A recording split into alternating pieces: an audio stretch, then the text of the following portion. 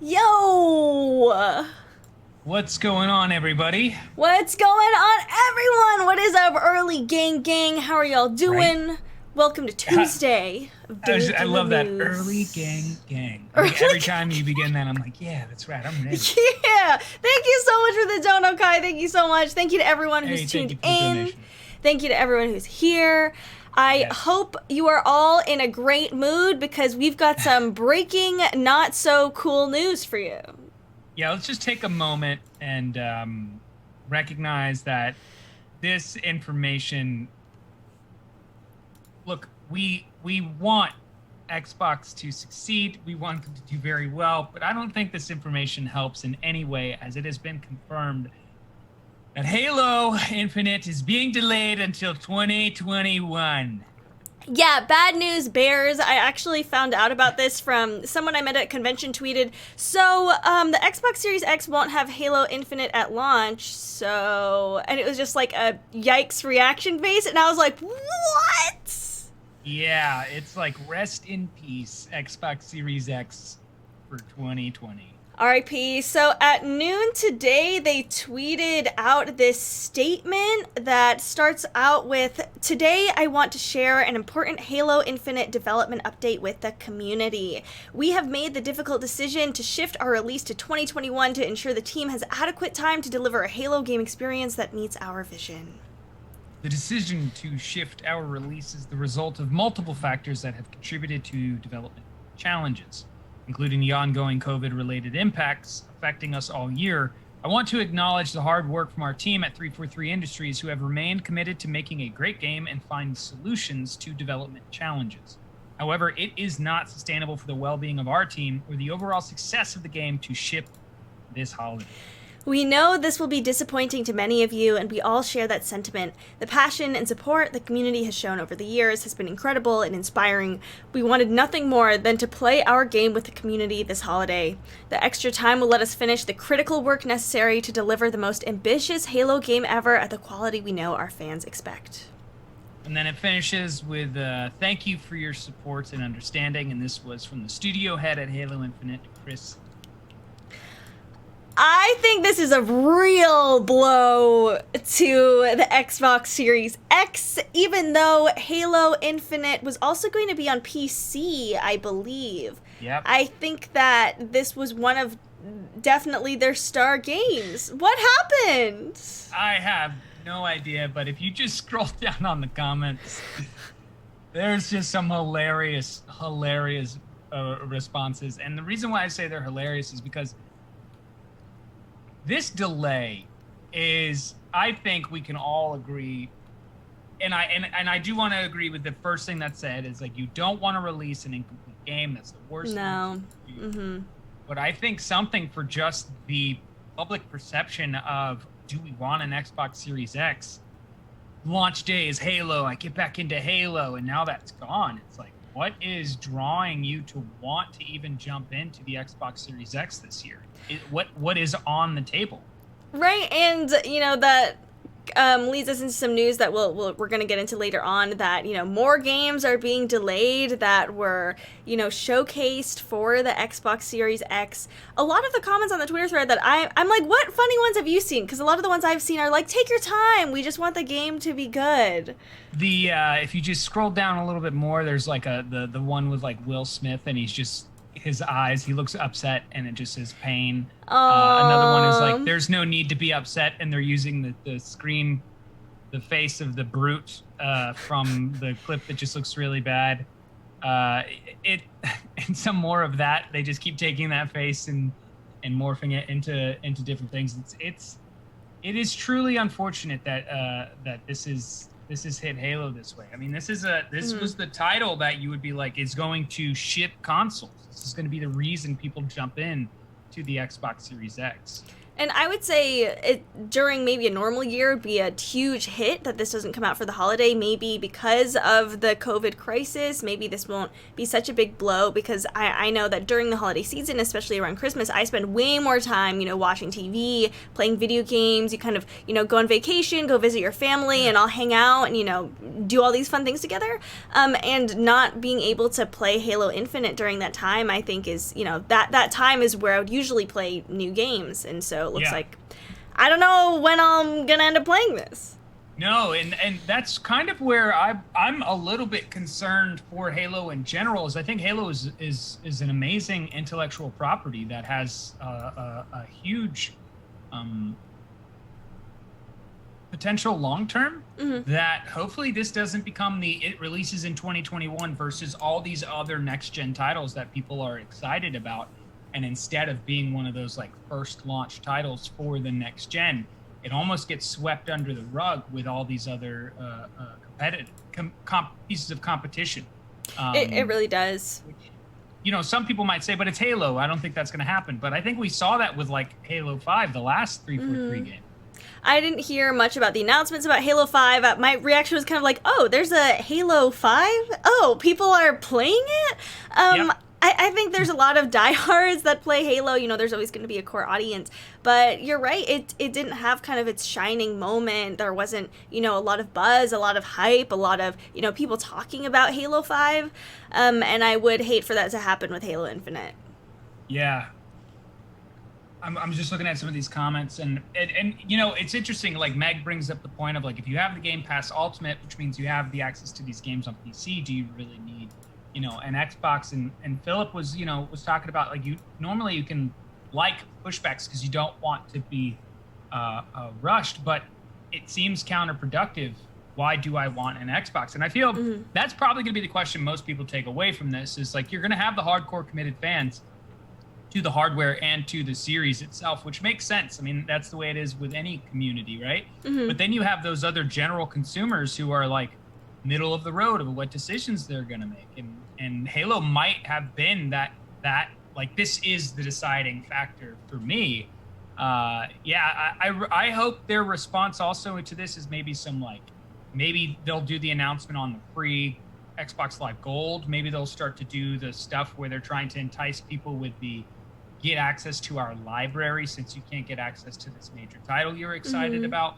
Maybe some way of a kickback for this delay, because I can just see that Microsoft's Xbox Game Studios is just kind of like, okay, what are we gonna do now? Right. What do you do to make up for that? What do you do to make up, for the time and money that people were going to dedicate to Halo Infinite that still want to spend it? They're like, well, where do I go? As you said, for those middle of the road people or people like Kane who are, really for Sony and really for the PlayStation, was considering buying an Xbox Series X just for Halo Infinite. And now, what is the reason to buy an Xbox Series X for those people? Yeah, we're gonna be hoping, maybe that the Xbox Series X doesn't get delayed. There's no way they can. Oh my God. I'm saying that, and I'm just like, no, there's no way you can't, because if Sony would just be like, it would. No, they take the win and run with it. Sony would totally take that win and just. Yeah. So they've got to really focus on what games are going to draw you to that console. What about the Xbox Series X is worth investing in now that an intellectual property like Halo isn't the one you're going to get access to? They've got to hone in on that. We need to see more game showcase showing off the games that are going to be launched. We need to get like developer diaries, in-depth breakdowns. They've got to come out the gates with just a large amount of information to make consumers feel like the investment in the Xbox Series X is worth it. Absolutely. That's what I definitely agree with that. An investment that was not a good investment that was made. This is a crazy story. A teenager spends $20,000 in Twitch donos on his mom's debit card. This is part of the reason we have the discussion about what we do when it comes to microtransactions and money being spent and the education, and the reason we need to be mindful of this is this right here. Oh my God. Wow. So it's something of a nightmare for parents. You know, you wake up, you discover your bank account has been drained by your children spending money online or in microtransactions. But one teenager managed to spend close to $20,000. So speaking to Esports about this conversation was a researcher, a journalist over at GameSpot, and was able to find out that the teenage boy's mother, it was revealed to over about the course of 2 weeks in June that he had donated more than $19,870 in Twitch donations using her debit card. And these donations went to both career Twitch streamers as well as professional athletes like Falcons quarterback Kurt Benkert. So while all kind of the articles that I read on this topic use the word donations, I believe that this money was spent through bits or through subs and not sent directly to streamers' PayPals, because nearly all the money was returned to the mother's bank account by contacting the firm Exola, which Twitch uses for payments. The son is now limited to an hour of gaming per day and must also pursue activities outside and with his family. And I think this just echoes the fact that children are easily able to spend small amounts of money over time, which turns into these huge bills. And this is a hardly new topic. You got to remember that back in 2014, Apple agreed to pay at least $32.5 million in refunds as a result of children making in-app purchases. And a few years later, Microsoft refunded parents for an $8,000 bill after their son racked up charges playing FIFA on Xbox. That's so awful. I feel like with these purchases, if you're going to have like a card tied to whatever program, there should be maybe like a 2-factor code that you have to enter in every time, or something to just, you know, confirm like, hey, you actually want to spend this money, or, you know, like I understand that these companies want it to be very easy for you to spend money. They want to remove all, you know, pain points, make it super easy, make it super fun to spend money. But $32 million in refunds from Apple is way, way, way too much. I was at least kind of glad that this seems like it was through bits, all these, you know, almost $20,000 in donations to streamers, because as a streamer who has gotten charged back before, it can be a nightmare. I've seen a lot of people, if they do get charged back and they don't have sufficient funds in their PayPal, they'll actually also have to pay a fee to PayPal, so they end up having to pay money. So I'm at least glad that, you know, this mother was able to, you know, recover their money, and this was done through Twitch.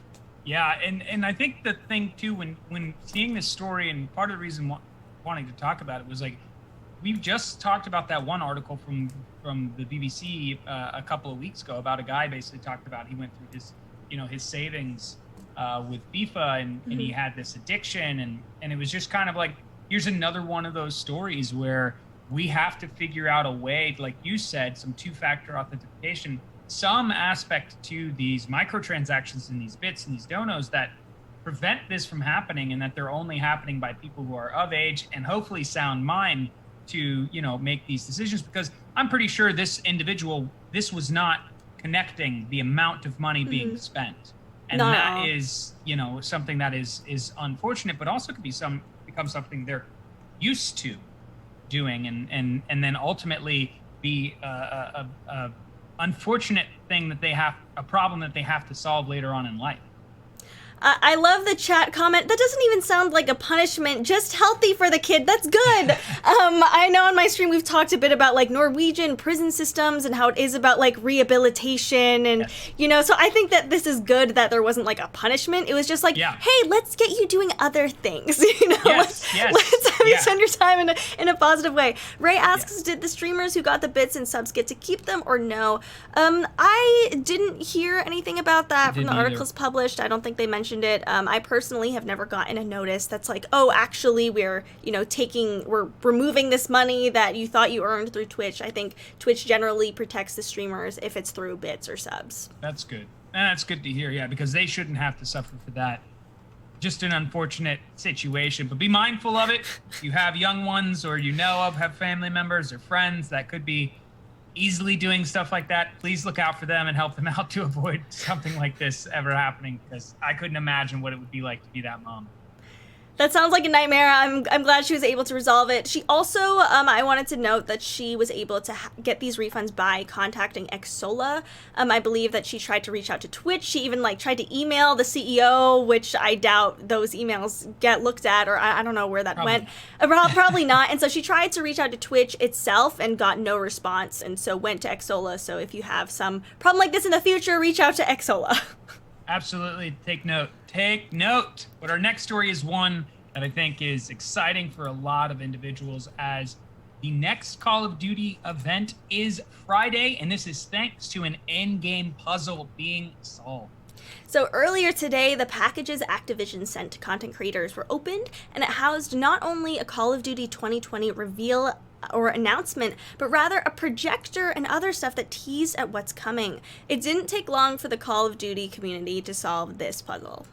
So after solving the elaborate puzzle marketing ploy by Activision, fans were then directed to a website, and that website is named pawntakesspawn.com/TV!!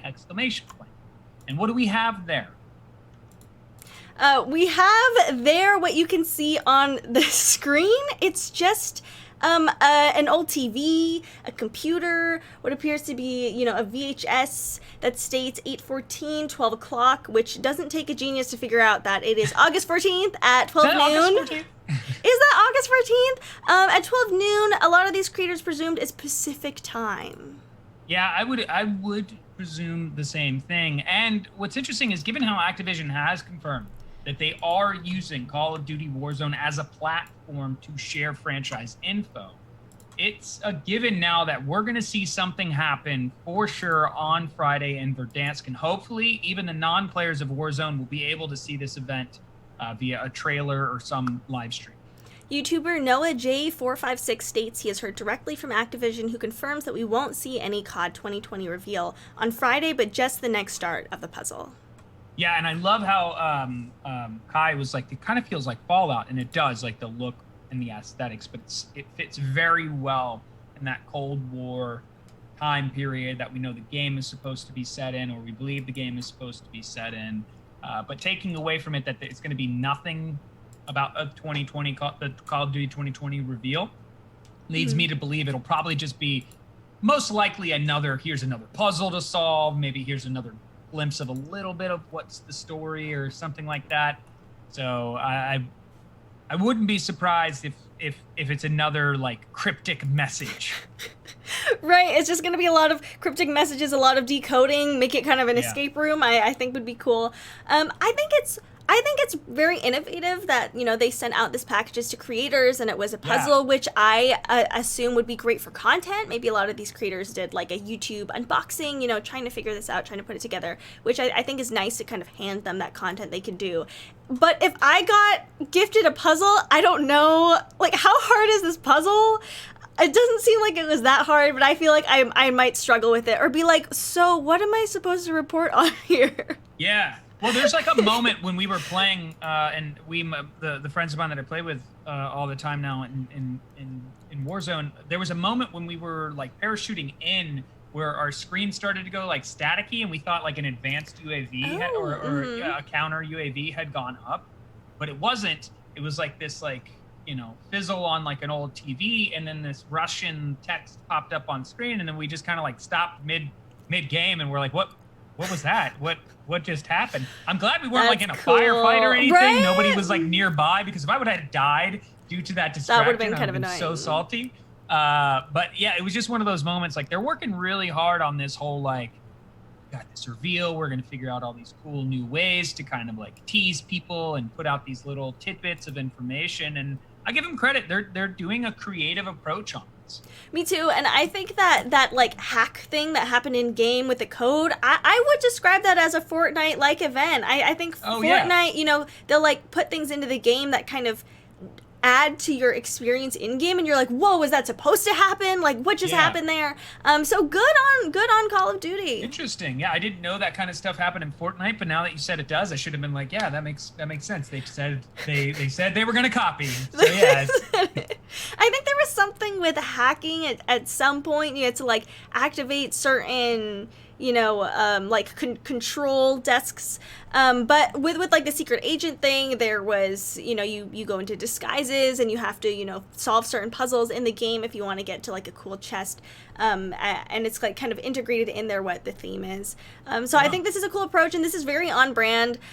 Even though it looks very Fallout-y, I think it's very accurate. That this was a dark time. Still has that like post-apocalyptic feel or apocalyptic feel. It's very dark. It's very heavy. And I think they've really captured that well. They have, yeah, and it's cool to see like Kane mentioning that had that same kind of situation happen, and I'm really curious how much more they're gonna do of this like in-game type of information, being shared. I would love, like we kind of talked about, if you're gonna say like a Fortnite like event, maybe because there is like a minute before you go into Warzone, but it's just basically everybody running around and shooting each other because you have the access to do that. But maybe if they took like that minute, 2 minutes where you can't kill anybody and it kind of has that party royale feel, where you're just kind of sitting around and an event happens, that would be really cool. Kind of versus here's like a quick overlay in the game or something like that. I'm just trying to think of like, I hope they start to ramp up more. I think so too. I think it's a good idea. It's also not going to be in the middle of a firefight. Like it's a cool idea, but that can destroy your experience that game if you were doing really well and then suddenly got derailed. Totally. I mean, I hadn't had a moment yet in that game where I was like, I got to stop and be like, what just happened? What was that? Are we okay? Is everything okay? Am I getting booted? Am I getting kicked randomly? Right. What's going on here? But a game that's not okay is the delay that we have news on. Yeah, so besides Halo Infinite being recently that we just covered at the top of this episode, is that Vampire the Masquerade Bloodlines 2, a game I was also looking forward to, is now delayed until 2021. I was pretty sad about this one. I was like, even though the graphics didn't look that great, it just looked so fun and so cool. Also, typing this out, I didn't realize that Vampire: The Masquerade Bloodlines 2 is quite a lot. I think a lot of like articles or tweets kind of skip over, a lot of what's happening there. So the highly anticipated sequel is being pushed back to 2021, and today via Twitter, publisher Paradox Interactive and developer Hardsuit Labs made the difficult announcement with a tweet. And this is what the tweet said from Andy Kipling. Said, "We are moving the launch of Vampire the Masquerade Bloodlines 2 to 2021. Our goal has always been to deliver the best game possible, to immerse you into a Seattle reimagined in the world of darkness, and deliver a worthy successor to the original Bloodlines game. Due to the quality bar and ambitions we have set for ourselves, we've made the difficult decision that we need more time. That means our goal to release in 2020 is no longer possible. Moving launch is one of the changes we are making to ensure the best player experience possible." And he goes on to tweet that this is not a decision taken lightly, nor is it the first option we considered. We will share more information in the coming months on launch timing and other organizational changes that will help us achieve this goal. We understand that this will be a disappointment to many of you, but we also appreciate how our ambition is echoed through many parts of the community. We hope you understand that, while difficult, this is the right call. We thank you all for your patience while we continue to build Bloodlines 2. And this is from Andy Kipling of Hardsuit Labs and Jacob Month of Paradox Interactive.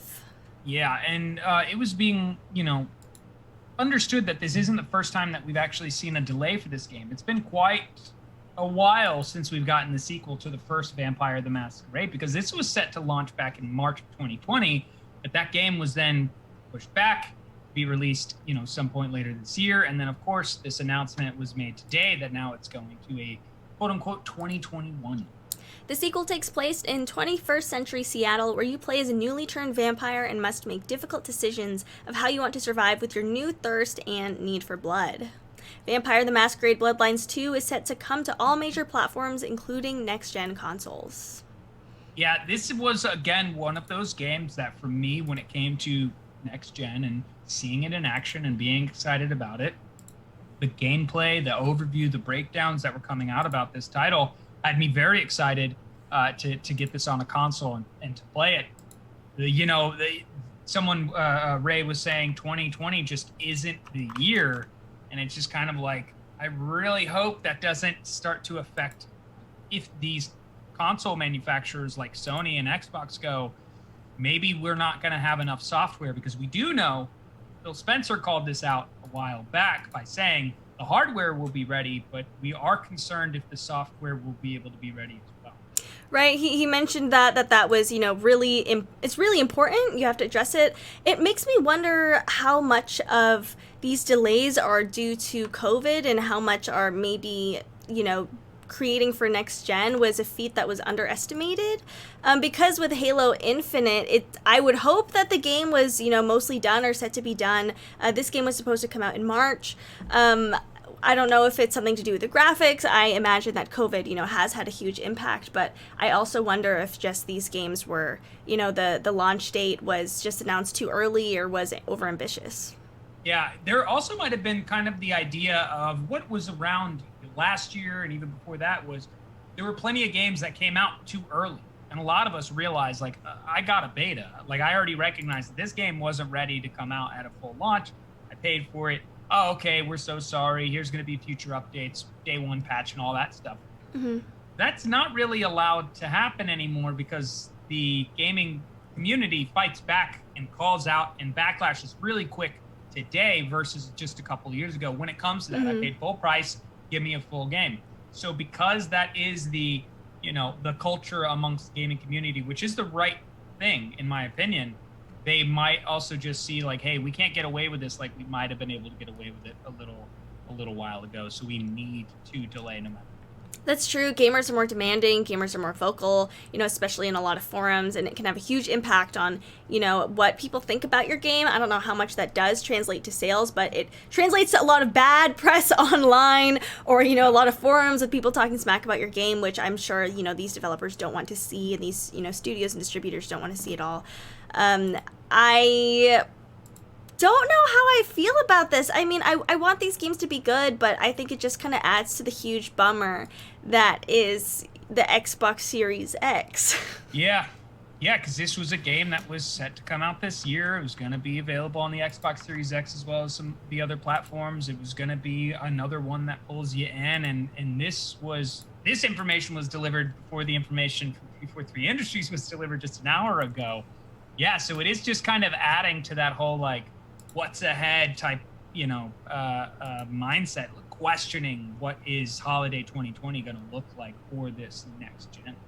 And I'm wondering if Sony is, facing these concerns as well. They just haven't announced anything yet. Could be. Maybe they're just, holding their cards close to their chest. They're not announcing any delays for now, but I'm a little bit suspicious since it seems like Xbox has had a lot, and I would be surprised if I think I would be surprised if all the games that Sony has announced are going to be released at the time that they're supposed to.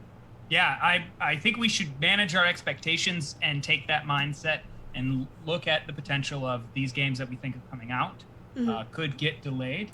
Who knows? I know the next story that we have is a game that, please, for the love of God, do not delay again, because more Cyberpunk 2077 information has come out. And I need this game right now. I don't know about you guys, but I really need this game right now. We need this. We need some good news. So Cyberpunk 2077 has detailed its Lifepaths, weapons, and Johnny Silverhand's band in new footage. So CD Projekt Red just dropped their latest Night City Wire show, and it was packed with new information about Cyberpunk 2077. It's including its very Lifepaths, flesh-ripping weapons, and all the work that's gone into making Johnny Silverhand's band, Samurai, as badass as possible. And you can check out all this new footage, minus the interviews, in 4K on YouTube. As we've heard before, Cyberpunk 2077 will let you choose from 3 life paths, each of which provides you with a unique intro chapter and various exclusive dialogue options and opportunities throughout the game. Your life path options are Street Kid, which is more or less exactly what it sounds like, Nomad, which starts you off as a Mad Max-style gang member living outside the city in the Badlands, and Corpo, which casts players as a suit climbing the ladder at the Arasaka Corporation. On the subject of weapons, there are 3 main classes of those weapons. We have power weapons, which basically are like your traditional guns that we see now that fire bullets, but they can also do something that the other weapons cannot. They can ricochet off of hard surfaces, and very much like you would see in Peggle, if you've ever played Peggle, you can see the trajectory of where the bullet's going to go and bounce. It's a really cool thing to see in action.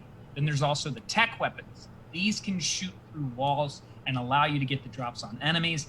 Then you have smart weapons, which can home in on some baddies. So, of course, guns come in a varying status of rarity, from your basic to your legendary. You have unique legendary, and all of your weapons can be modded. And, of course, melee is still in there, as we have things like a thermal katana, mantis blades, and gorilla arms. A new detail on Johnny Silverhand is that he has a band named Samurai. Sadly, Keanu Reeves himself isn't doing the singing of the band, but CD Projekt Red has recruited veteran Swedish hardcore punk band Refuse to provide the tunes. These videos are awesome to go in and check out what these weapons are going to be like. Listening to the developer kind of like break down what he likes and why he likes it. You have to remember, this is still a full-fledged RPG. So all of these weapons still fall under that category. So as you get better with the weapons, your abilities increase. There's aspects of the game where it also will almost feel like you have an aim assist, and that's purposeful, because it's basically like you go from being a nobody in Night City to being a legend. And that is the story that takes place for V, for that character, and how your journey plays out. So if you're going to be legendary in this world, you kind of got to be doing stuff that almost seems like you're superhuman. For real, and I'm really impressed with these Night City Wire live streams that the Cyberpunk 2077 team has been doing. I think it just goes to show how much content is in this game. The one thing that makes me a little worried about another delay, I don't think this game is going to be delayed again, but they have mentioned, or I don't know if it was some reviewers or some developers, but it was kind of brought up that the developers aren't really happy with how the melee combat works, because they are mainly focused on, the weapons and the guns, and melee in first person is really hard to do, especially in video games. So they're still trying to perfect that. I hope it's perfected enough for launch. Yeah, I agree. Maybe it'll be kind of like the way that it's happened with Ghost of Tsushima. Supposedly the stealth in Tsushima, when it first dropped, wasn't as great as the normal combat, the sword fighting combat that most people recommend you play. Mm-hmm. However, I believe they've been patching and adding to that. So that could be that area of like, okay, it's not going to be as good as it could be, but we'll take care of it in a future patch. Because I recognize what you were saying. It was like, oh, please don't use that as a crutch to delay the game further. Right, I hope so. I would personally be okay with if they released the game and said, hey, there's going to be a patch. We know the melee is not up to the par that we want. You can play the game now, just so you know this is going to be updated. I would be okay with that. I don't know how many gamers would be angry and think that, hey, you knew that the melee wasn't good. Why did you release this anyway? Yeah. This game has been in development for so long. It seems like there are so many great aspects of this game that are just, stellar. I wouldn't want anything that's not, as polished as like the really well done elements to bring down kind of what a lot of gamers will think of the game. I think as long as it's not like a game-ruining experience, it's okay. Sometimes some defects add some charm. They do a little bit, yeah. That's true. Something that the guy was talking about, the head developer, or sorry, the guy breaking down, the developer breaking down the weapons. He said something I thought was really cool. Was there are these legendary weapons in the world, and they're super rare, and when you come across them, part of what they've put in the game is you have to make a decision to acquire these weapons if you want to acquire these weapons. Some of them are that the character who possesses this weapon might be a character you just like them a lot. The only way you're getting this weapon is if you kill that character and take the weapon. No. So you might really want this weapon where you can't get these abilities anywhere else. It's only in this weapon. So you've got to make that tough decision. And when he was talking about that, I was just like, oh my God, what else have you put into this game in terms of like these moments of, I'm going to have that memory, like I'm going to have that impact. What did you do with so-and-so, with the, maybe he's got this like flaming sword or whatever. I'm just making stuff up, guys. There's no flaming sword that I know of. I'm just saying is hypothetically, in this kind of like realm, like how many people are going to be able to share their story of that situation? How did they approach that? Did they keep this character around? Did they modify the weapon? What did they do to it? Because there's like a shotgun that has smart rounds. So like you can go into a room and scan the room and fire the 8 barrels of the shotgun and hit 8 people in a room and clear the whole room if your shotgun has built out this way as one of these smart weapons. But it's like, where do I get that shotgun from? Did I have to kill somebody to get that shotgun from them? You know, there's just all these elements that they continue to give us these breadcrumbs of what's going on in Cyberpunk 2077. And I'm just like, November, hurry up. November! On my calendar needs to turn to an 11, like right now. We need it. I can already see myself spending so much time in this game. Even hearing that, you know, you might have to kill someone you really like to get a weapon that you really want is just so dark, and I think is so clever. I think, you know, having a lore master in charge of this game was a fantastic decision. I think a lot of games need one in the future. I think every game should have a lore master to really keep it all cohesive, and it makes you care so much more for the dialogue.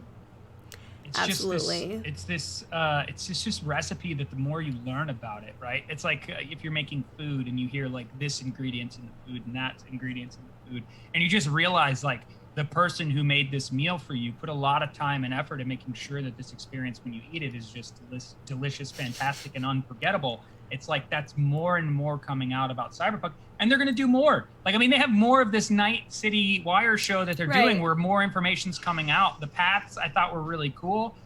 The one thing that I was kind of curious about was with specifically the Nomad path and the Street Kid path, you have a story of I grew up in the streets, or the Nomad, I grew up as an outcast of Night City on the outskirts of Night City.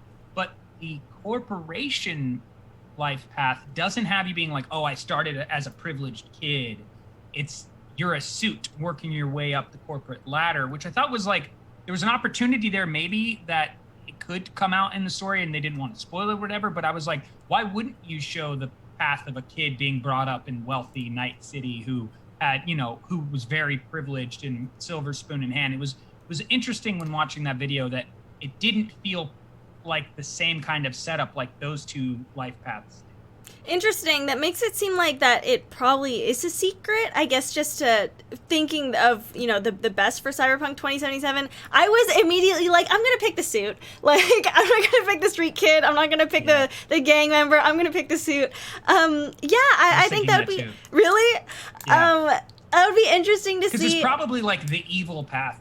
You know, because the corporation, as they've kind of addressed it, is like they're responsible for the disarray of Night City and the reason why it is. It's such a dystopia. Yes, they are in that control, and you work for one of the main individuals who has kept himself in power for so long. I like how it seems like it's very easy to be a bad person in this game, but not so much like it's like The Last of Us 2, where you just feel terrible playing the whole thing. This seems like Cyberpunk. To me, if I were to, you know, describe the game, it seems like a fight for power, really.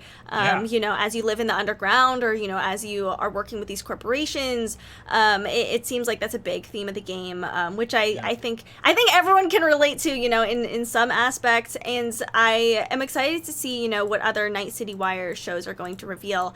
I believe there are more coming out, and they're like 30 minutes long each. Yeah, they do like a big dive into it. So if you're excited about Cyberpunk 2077, you can check out these videos in their entirety, listening to the interviewers talk and speak about everything. Or like we said earlier, you can just go and watch the gameplay to see what it will look like as it is in action, as they jump through, you know, like a variety of these weapons or these life paths in more of like an overview type way. So our next story is about a leak about the Batman game reveal date. So this is really exciting because I think everyone going, when you get the announcement that there's the Suicide Squad game coming out, you're like, but what about Batman? Is Batman still gonna get some treatment too? And it's looking like the new Batman Arkham game on PS5, PS4, and Xbox One from Warner Brothers Montreal will be revealed very soon. Because we first heard about the first Batman game back in 2015 with Arkham Knight, last September. However, since then, we haven't heard a peep about the game. At an odd and vague teaser here and there, kind of addressing it. And then it sounds like and makes us feel like this painful wait for Batman is about to be. Talking to Twitter industry insider and Bloomberg reporter Jason Schreier reveals that he believes the game will be revealed at DC Fandom on August 22nd. As you may know, Rocksteady has confirmed it will reveal its new Suicide Squad game during that event, and it looks like Warner Bros. Montreal will join it with the reveal of its Batman game. So Schreier also revealed that before his current iteration of Batman, Warner Bros. Montreal was working on a Damon Wayne Batman game. But this project was scrapped and remade into the current Batman game, which centers around the Court of Owls. Schreier said, yeah, well, they were doing a Damian Wayne Batman game, but then that was canceled and rebooted as well. WB Montreal's new Batman game should also be at DC Fandom. Of course, we have to take all of this information with a grain of salt because none of it is official. That being said, though, not only is the source reliable here, but you'd expect the game to be revealed at the DC Fandom.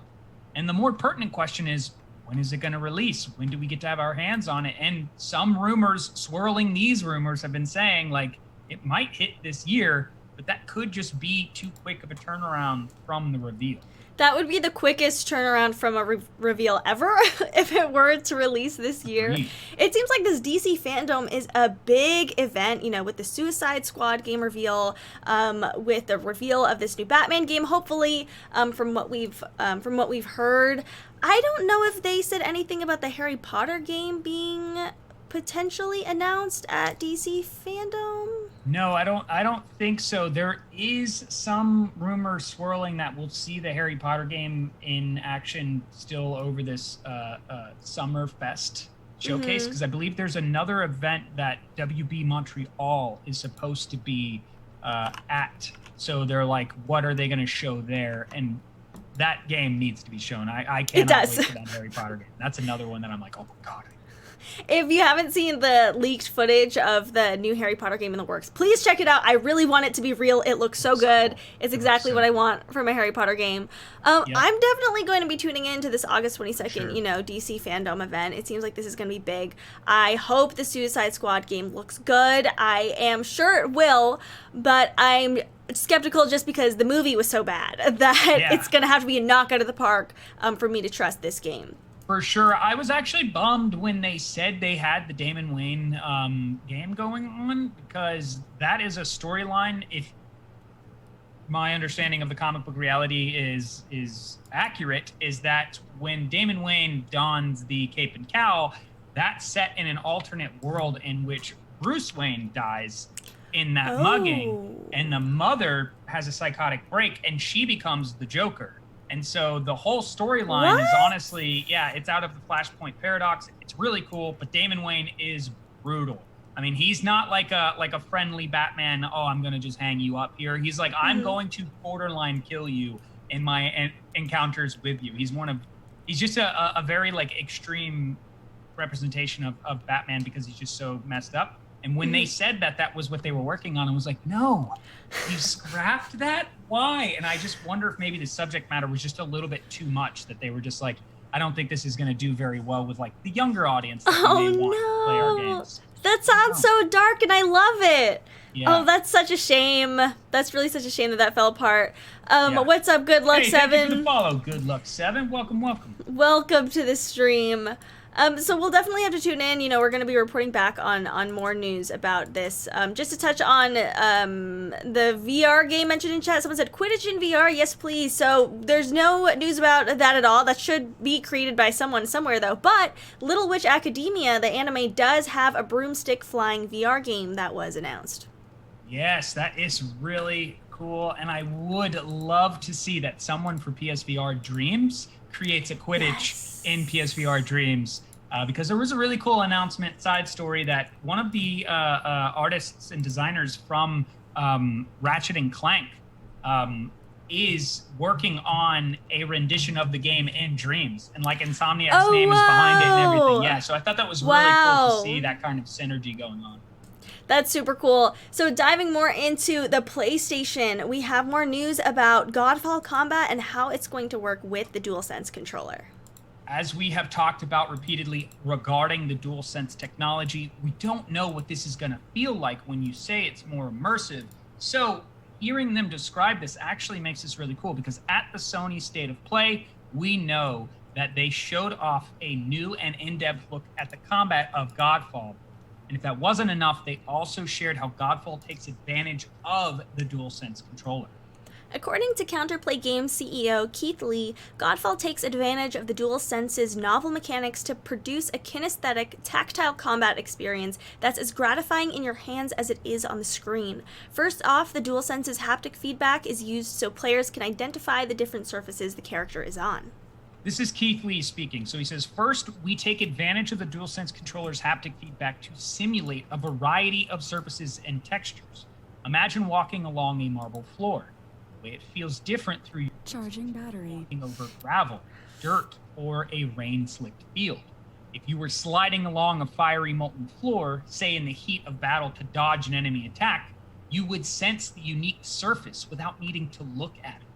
He goes on to say, it was important for us to reflect that difference in your hands. As you adventure through the elemental realms, you'll be pitted against mobs of enemies in gilded halls with smooth marble flooring. You'll also clash with fiends in the dirt. As your controller is your connection to the action, the physicality of the controller's haptics must reflect the different spaces you'll be fighting in.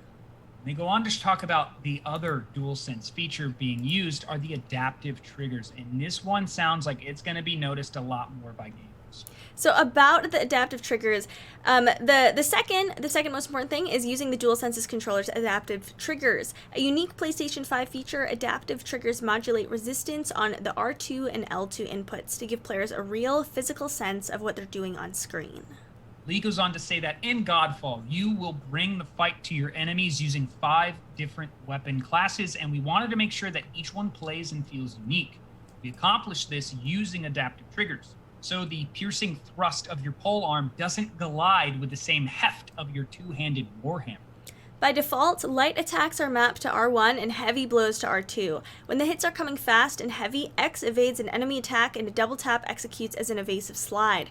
This is where Godfall combat comes alive. And in addition to the Godfall DualSense integration, the studio also showcased short clips of 2 weapon classes, which were the dual blades and longsword. The dual blades, as the name suggests, are a pair of light, agile weapons excellent for making quick work of soft, vulnerable opponents. You can combo quick slashes with 4 consecutive light attacks or hit hard with a heavy blade cyclone. As you build up a charge over time with the dual blades, you're able to activate Inner Focus, which is this special ability that buffs your attack damage for a brief duration.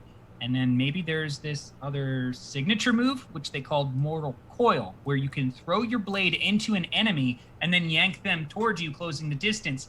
Very much sounds like a very specific Mortal Kombat character, huh?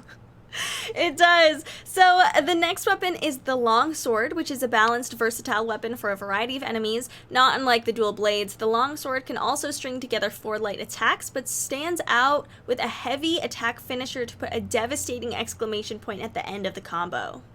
And the longsword has 3 signature moves. You have Spectral Flurry, which is this heavy damage dealer that can't be interrupted by foes.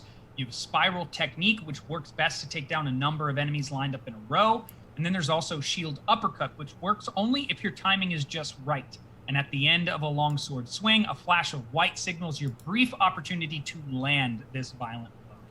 Godfall is set for release later this year. Hopefully we're not going to hear anything about Godfall delays on the PS5 and PC.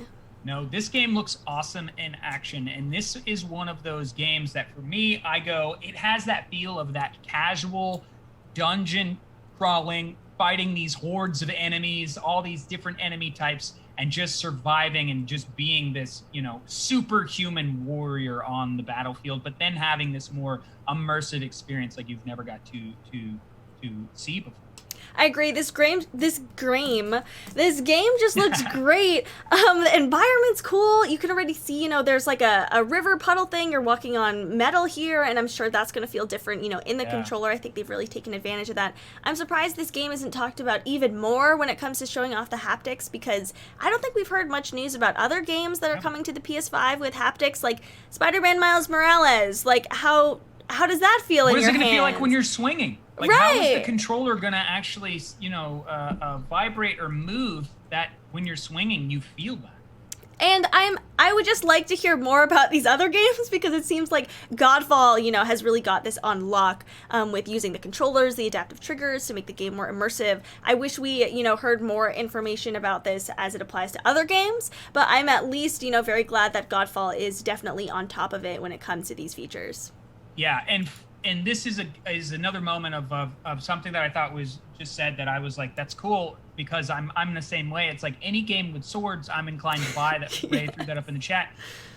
A lot of these games that we're looking at coming out are gun-based games. Like, this is a game that is like, this is a melee fighter. This is a sword fighting, melee weapon focused kind of experience. And I think that's going to build a lot of, momentum for people who are more into those games and jumping into the PS5 and wanting Godfall, because it is one of the launch titles.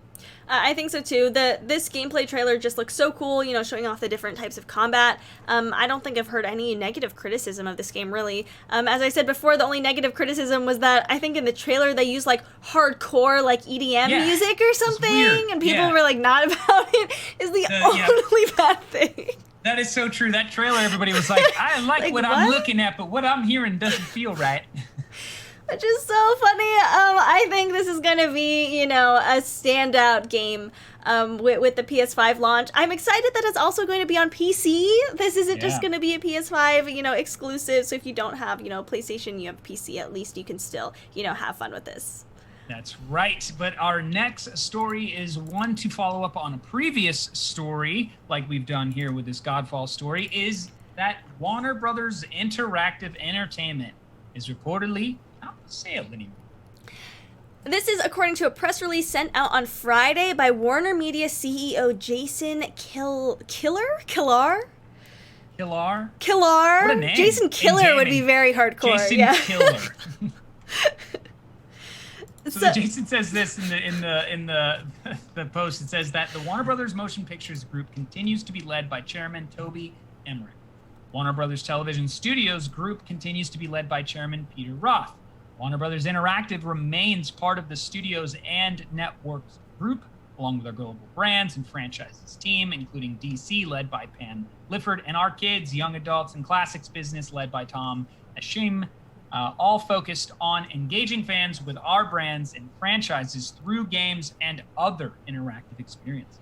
There had been rumors of holding company AT&T's intention to sell for around $4 billion, with big publishers like Microsoft, Electronic Arts, Activision, Blizzard, and Take-Two potentially interested in the purchase.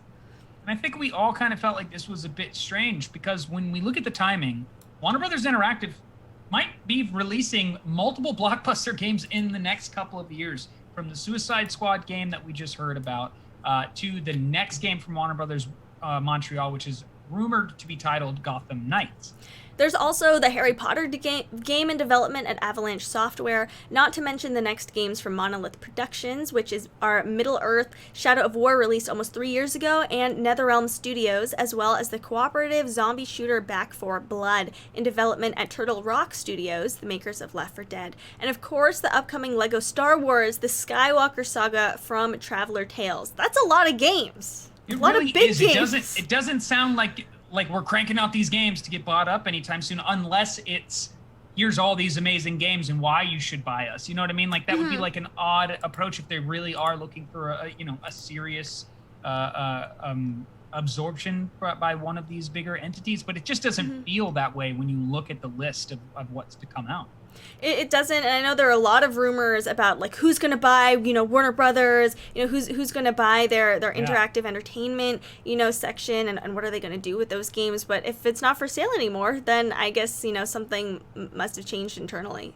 Yeah, I would think so too. And it could be like, hey, we need to start ramping up these productions. These titles need to get out sooner. There could have been a lot of just that that dialogue of like no more taking our time on these projects, maybe putting down a little bit of the crunch element to get these games out, because it could be like, we don't want to be sold, but we might need to be sold.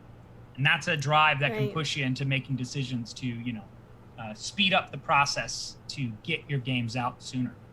I hope that, if it doesn't get sold or if it eventually does, that the integrity of the game stays the same. I think we've reported a bit on how when a company gets acquired or, it changes hands, it really does have an impact on games, usually for the worse, seldom for the better. And these are all titles that I really want to succeed. Harry Potter, the Suicide Squad game, Gotham Knights. These are all games that I want to be fantastic. I'm interested to see what happens with this. Same. We're going to keep our eye on it. Hopefully we get some information like we talked about with the Batman game on the DC fandom, but a gaming universe that has stayed at the same place and has done storytelling and kept that coherent through line and done very well every time is that there is a new game in the Remedy connected universe that is already in the works. So a Remedy connected universe is on the way, and it will debut with Control's second expansion titled AWE, A-W-E, and due for release later this month. However, that's only the tip of the proverbial iceberg. So in a blog entry posted on the studio's official website, Sami Antero Järvi, more famously known as Sam Lake, the writer and creator-director at Remedy, confirmed that the Finnish studio is already working on a new game entry in the Remedy connected universe.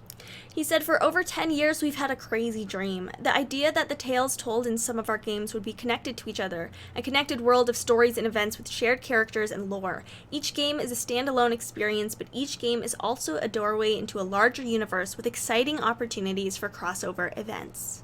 Slowly, patiently, behind the scenes, we've been planning and plotting to make this a reality, and I am absolutely thrilled to tell you that now the time has come to take the first concrete step on this road, establishing the RCU, the Remedy Connected Universe. You have no idea how happy it makes me to be able to make that statement final. What took place in 2010 in Alan Wake is one of the cases that the Federal Bureau of Control has been investigating. The AWE expansion is the first official Remedy Connected Universe crossover event, bringing more Alan Wake lore into Control. And this is just a humbly beginning. He finishes by saying this: "We are already hard at work on future Remedy game that is also taking place in the same universe."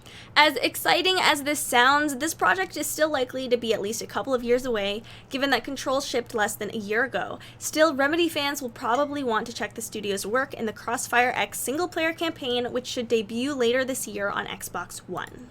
Just want to take a minute to point out that the letters of the expansion to Control's DLC that's coming out is AWE, and it just so happens to be that A and W is Alan Wake. And it just so happens to be that E could line up with expansion, experience, event. It makes me wonder if we're actually going to see this DLC drop, and it's going to just straight up be like Alan Wake in the title, and that's what AWE stands for. That's good detective work. Call of Duty dropping hints is really paying off with the Russian that you have to decode. And also that 4chan, was it 4chan or Reddit, where it was like so calm and the letters were like so hidden. Calm. So if you pay attention, it'll spell it. Yeah, that's right. So true. It's AWE, Alan Wake event, Alan Wake expansion. This is cool. I think this is really cool, to see Remedy like really connect everything. I think it just makes it so much more exciting, to have, a lot of lines, a lot of dots connected, across these games. Feels like the Pixar universe. It does. It has that feeling of like, it's not that every game is connected directly, but that their own standalone experience with these things happening, that because you're aware of the type of supernatural events of Alan Wake and the I don't want to spoil anything with Control for anybody who's not played Control, so I'll leave out what's happening. But again, more supernatural type events are occurring, or abnormal paranormal events are occurring, that you accept when these realities are put before you, that you're just like, oh yeah, the Federal Bureau of Control is probably looking into this in some way. I also didn't realize Control released last year on August 27th. Right? It feels like an eternity ago. I feel like this game has been out for so long. So to hear that, these expansions are out, they're still adding on to this game, it's still very relevant, they're connecting it to this whole universe, I think is impressive.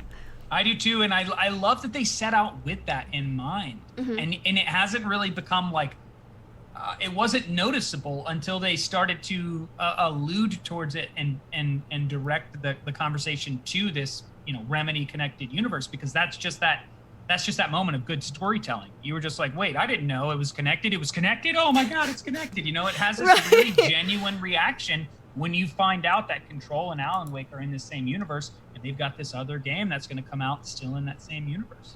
It absolutely does. So some stories that we're teasing for tomorrow's show are EA Access for PC is coming soon to Steam. We also are going to be talking about how The Last of Us Part 2 is getting its first major updates, which are going to add some trippy visuals, some cheats, and a permadeath experience.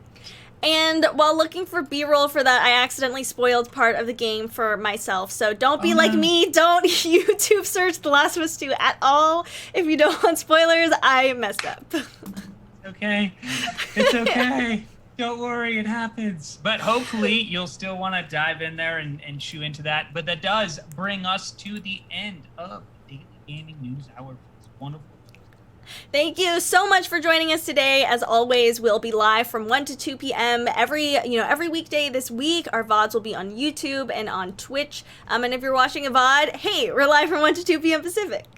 Make sure to check us out. Come join in with the DGN family. Like, follow, subscribe, whatever you're willing to do. Help grow the DGN fam. Also, we do have a feature, which is mailbag ! Right? Exclamation point mailbag, yes. Exclamation point mailbag, that if you have some questions, comments, ideas that you want to throw our way that we would like to see us do here on DGN, send them through that way, and we're happy to wheelhouse almost anyone.